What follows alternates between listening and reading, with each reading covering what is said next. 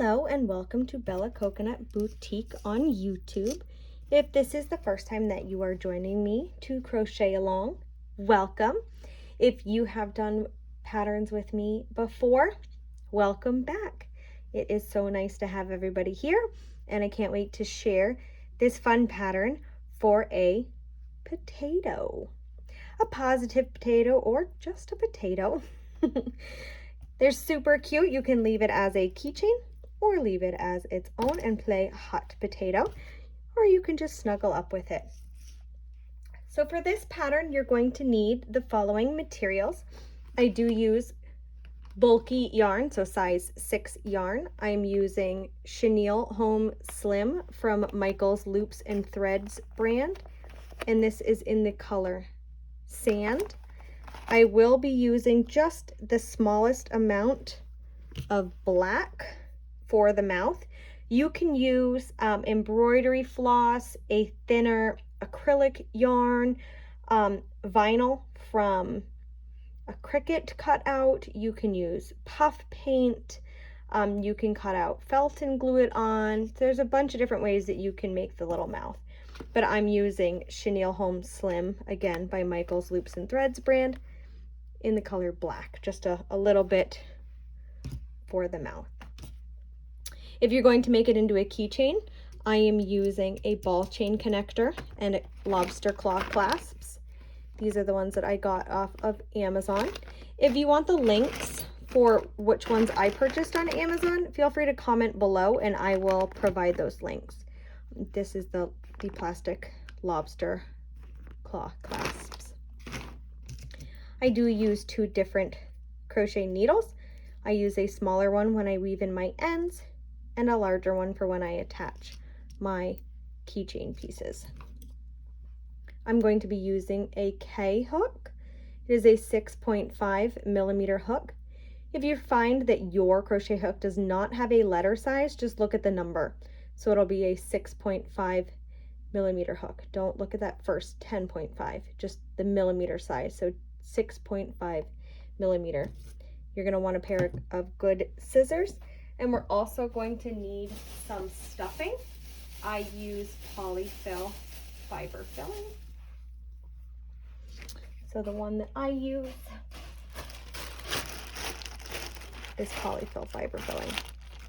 I get mine at Michael's, but you can probably get it at Michael's, Walmart, Target, Joann's, Amazon. There's a multitude of places that you can get the stuffing. All right, so to begin, I always work in a magic circle. If you need a link to a good magic circle video, please feel free to comment below and I will post one. But this is just how I do it. So I yarn over 2 fingers and cross, kind of making like an X. I insert my hook under, then over, pull through, and slip stitch to close. When I work this way, or with this yarn in specific, I do recommend crocheting a little looser so that when you pull the tail closed, you're not going to snap the yarn. This yarn is a bit temperamental and fragile, so you very well may end up snapping it the first few times you use it. So in the beginning, we are going to do 6 single crochets into our magic circle. So that's 2, 3, 4, 5, and 6. And now we're just going to pull the tail to close.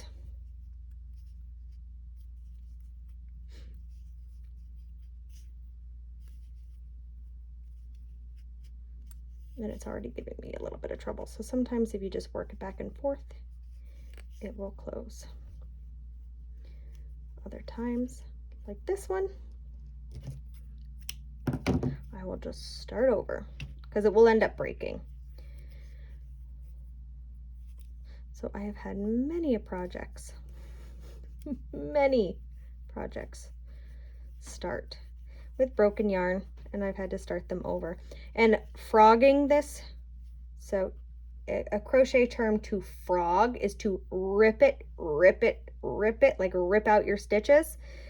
Frogging this yarn makes it sometimes tough to reuse, so I just end up snipping off the end and hoping for a better second or third attempt. And this is just the real life of it. Let's see if the third time is a charm, and I will go super loose.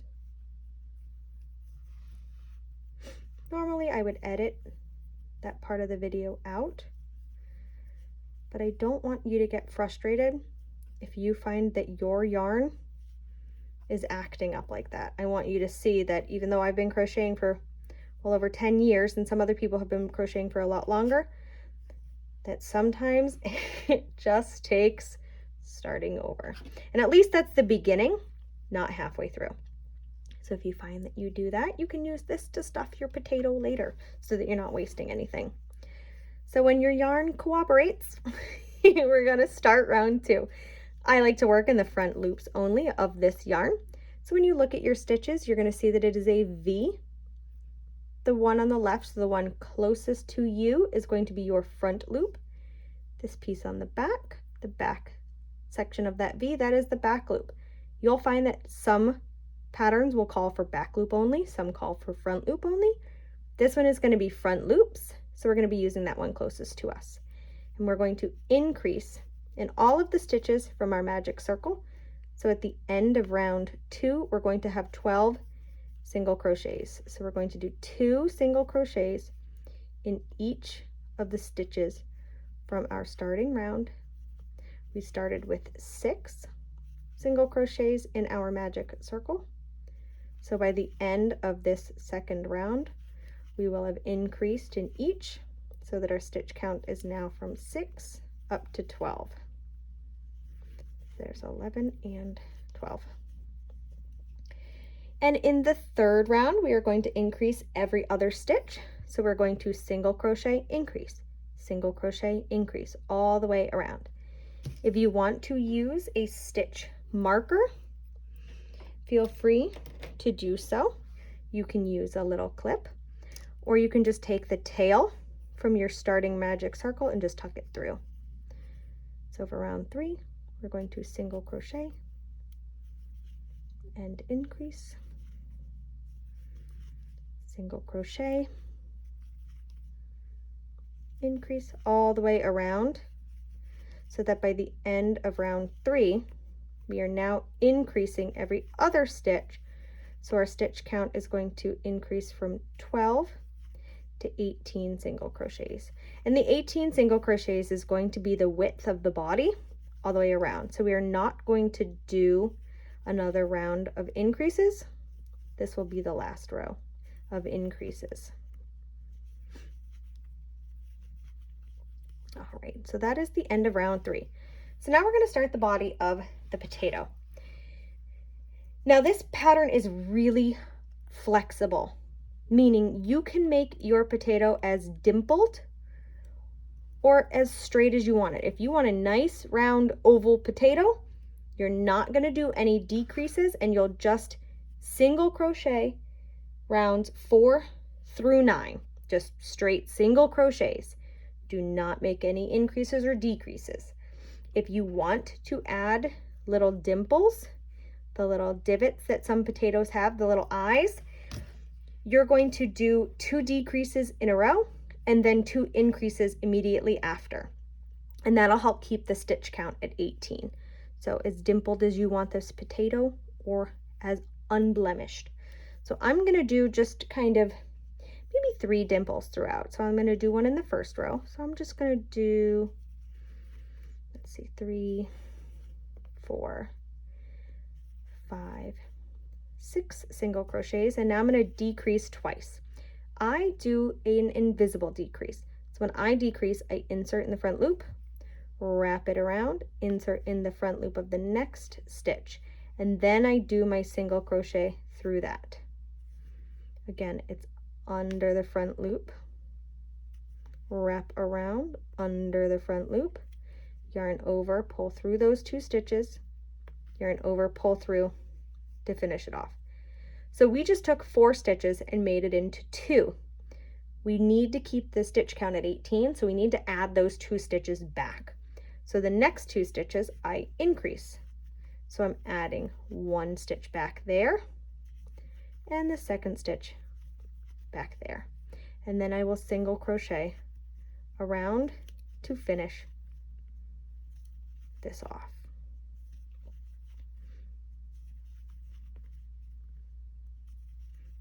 All right, for round 5, if you want to add another dimple, go ahead. Now you can sort of see that it kind of indents where we dimpled it. For this one, I am not going to add another dimple. I'm just going to single crochet around. So we should have 18 single crochets. 1, 2, 3, 4, 5, 6, 7, 8, 9, 10, 11, 12, 13, 14, 15, 16, 17, and 18. So when we did 2 decreases and adding them immediately back, it made that stitch count stay at 18. So that was round 5. I'm going to add another dimple. Now I did it kind of towards the beginning of the stitch, so the next dimple I'm going to kind of do on the other side.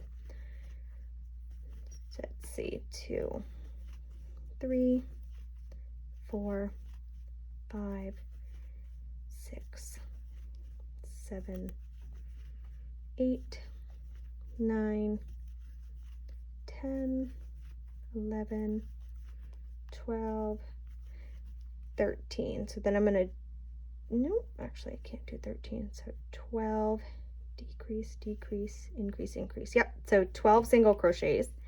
Now I'm going to decrease once, decrease twice, and then add those 2 stitches we decreased out right back in. So now we've got like another little dimple in round 6. Okay. I'm just going to single crochet around again.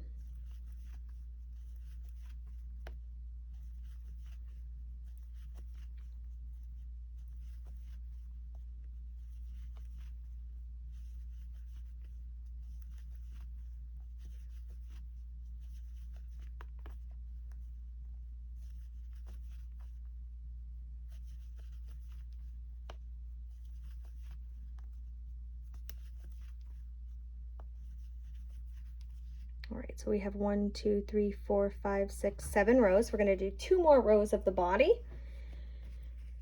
So in round 8, I'm going to start with a dimple right off the bat to kind of get one right in the middle, because I did one kind of off to the side, then the last time over here.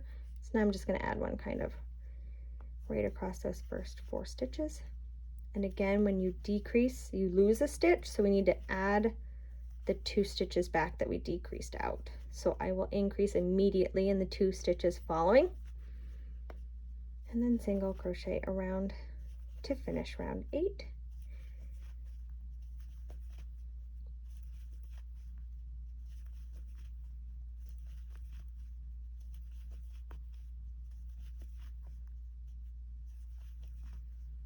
And then round 9, I'm just going to single crochet around in the front loops only. Again, if you want to add more dimples, feel free. In order to do so, again, just do 2 decreases in a row followed by 2 increases in a row. So you can have your potato as dimpled as you want. And again, if you don't want any dimples and you want just a nice round potato, then don't do any dimples, just single crochet.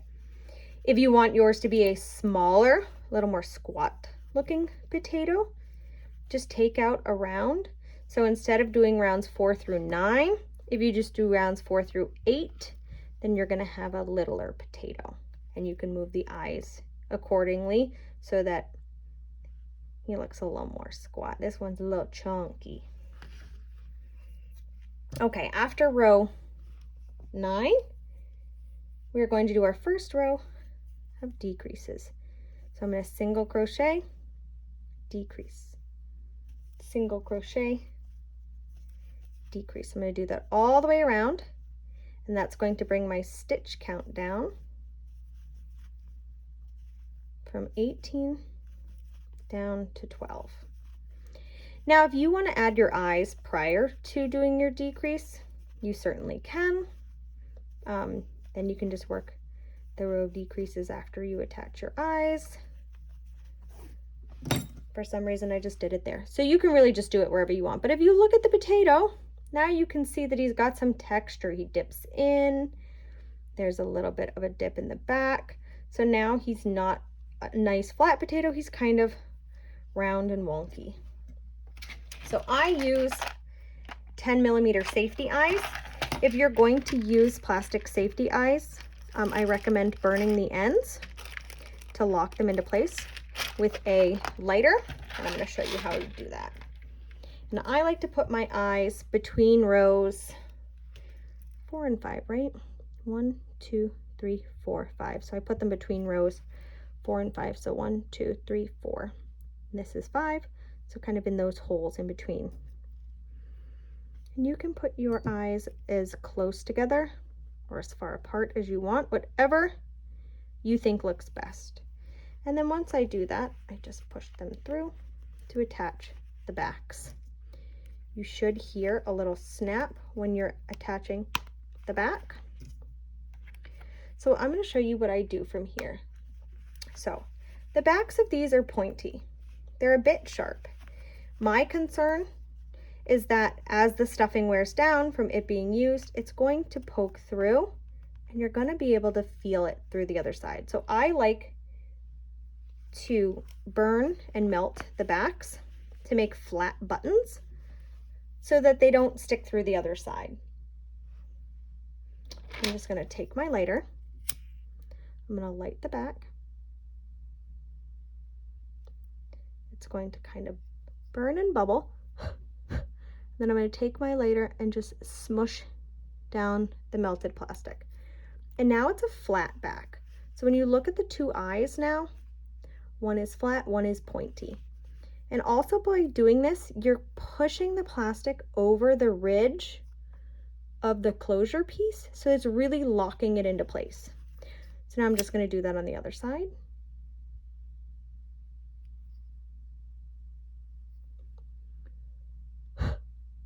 And push the plastic down to lock it. So now the backs of my eyes are flat and they won't push out.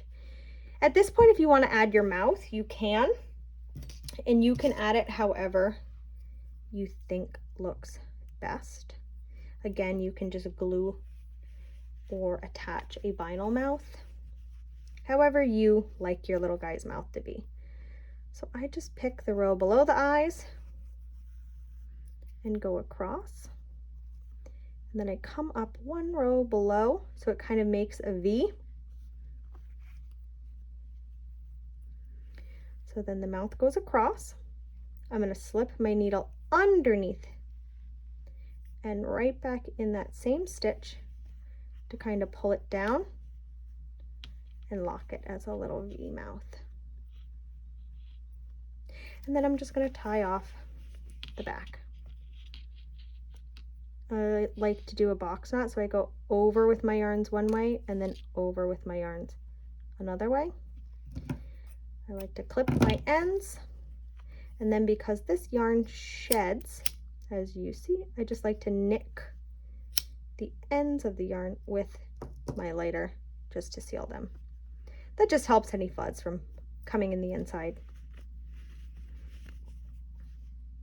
And now we have our eyes and our little mouth on our sweet little potato, and we're just going to finish closing up the body. So we already did one round of decreases, which was round 10, where we did a single crochet decrease all the way around. Now for round 11, we're just going to decrease across. So we're going to decrease 6 times to bring our stitch count down from 12 to 6. Again, I do the invisible decrease, so I insert under the front hook, wrap around, insert under the front loop, of the next stitch, and then I finish off my single crochet that way. I just like the way that it looks. It's harder to see with the naked eye, and it doesn't create like a bulky spot. Okay, once I get 5 of my 6 decreases done, that's when I like to stuff my little potato. I'm going to tuck in my tail. There we go. I'm going to use a little bit of fiber filling. Feel free to stuff your guy as full as you want them. Again, if you want to take your bits that you started with that broke.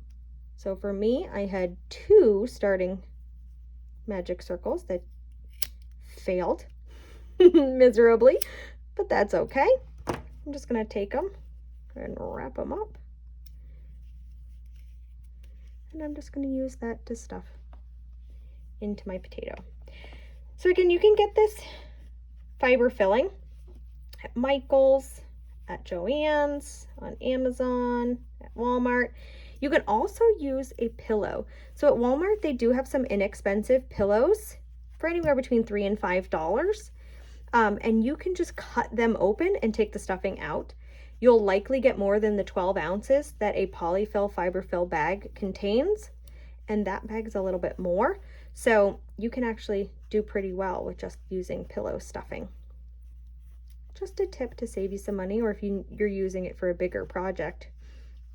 And then you're just going to stuff them as full as you want. So it could be a firm potato or a soft potato.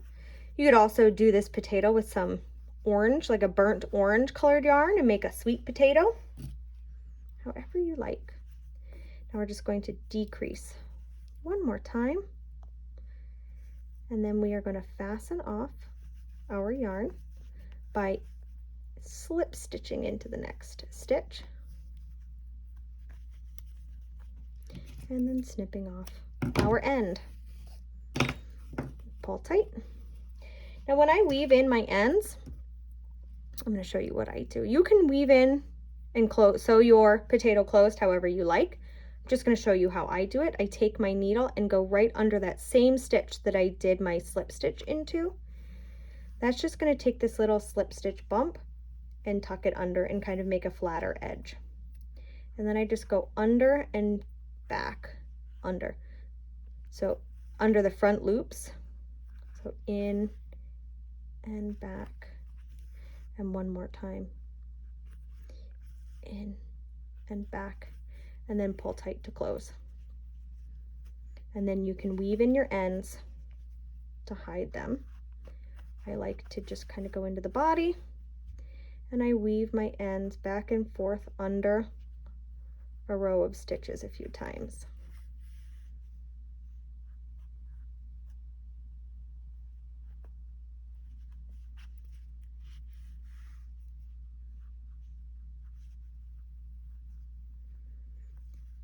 And when you feel that you have sufficiently weaved in your end, you can tuck it in back into the body.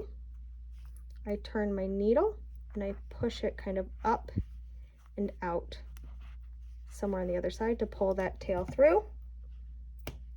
Snip off your end, pick off any of the extra fluff, and now you have a potato. If you want to leave them just like this, feel free to do so. If you want to make him into a keychain, this is where I use the larger hook, the larger eyed needle. I have tried using the crochet hook to pull it through. However, when I do that, it tends to grab some of the stuffing, and I don't want to pull the stuffing out. So I just use a larger eyed needle. See, there's that fuzz. And that one pulled up the tail. So we'll just tuck it back in. But I like to use the larger eyed needle to do so. And I like to have the clasp open towards the back. So I will line it up so that the clasp is facing the back. And then feed the rest of the keychain through. And then close it together. And that is it. Now you have your own little sweet potato. They're so cute. They're great for if you're doing like toy food. You can use those as well for toys and plushies to play with. But if you liked this video, please like and subscribe. Please share this video with others who are learning or who want to learn how to make this super little sweet potato keychain. I really appreciate each and every single one of you that watches these videos. It means the world to me to know that I am sharing this with others, something that I'm really truly passionate about, and that makes me so happy.